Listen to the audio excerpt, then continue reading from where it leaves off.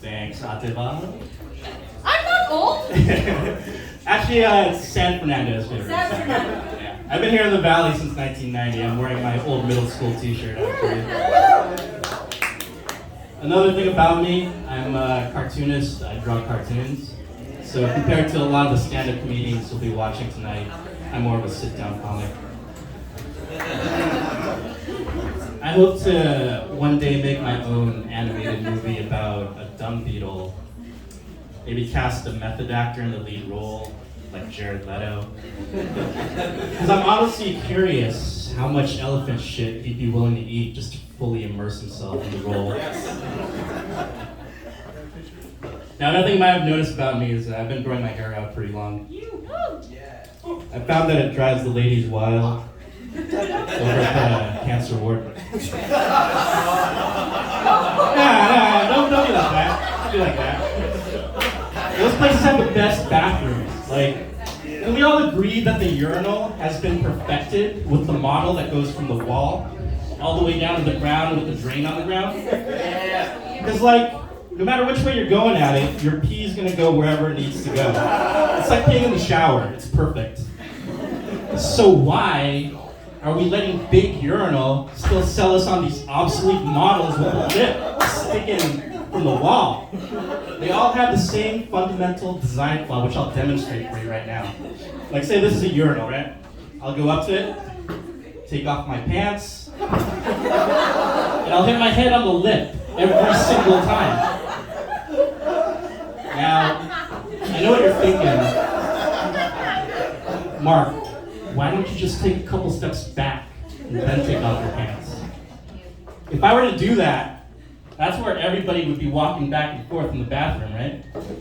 And if I were to do that, take off my pants there, I'd have to waddle forward and risk tripping head first into the urinal. So no, I'm not the one being weird. You guys are being weird. Just like my ex-girlfriend. She broke up with me because of my nail biting habit. Anybody here have a nail biting habit? Yeah. Have you done anything to stop it or like? No. Like yeah, so I tried better nail polish, hot sauce. Didn't work. The most I could do was to limit my nail biting to the evening hours, but it still wasn't enough because she just got sick and tired of waking up in the middle of the night to find her tiny little toes in my mouth.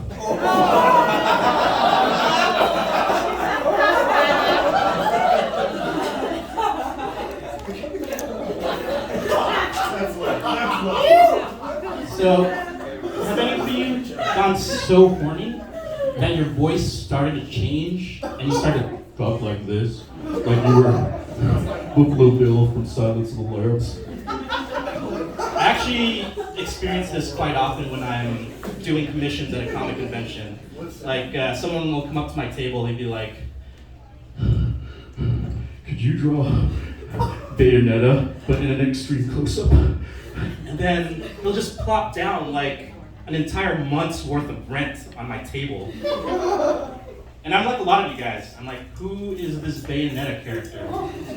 But for that amount of money, I did my research. All you really need to know is Bayonetta is this witch, and she looks like a sexy librarian, you know, like black hair, black corner glasses. She wears like this black outfit made out of like really long hair, and whenever she uses her powers, like it sort of unravels a bit, so you get to see like little glimpses of her nude body underneath, right?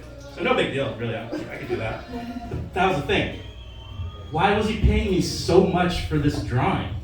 And the thing was, it wasn't the character, it was what she was doing. And I don't have the original artwork, obviously I gave it to the guy, but I could do an impression of it for you. Yeah!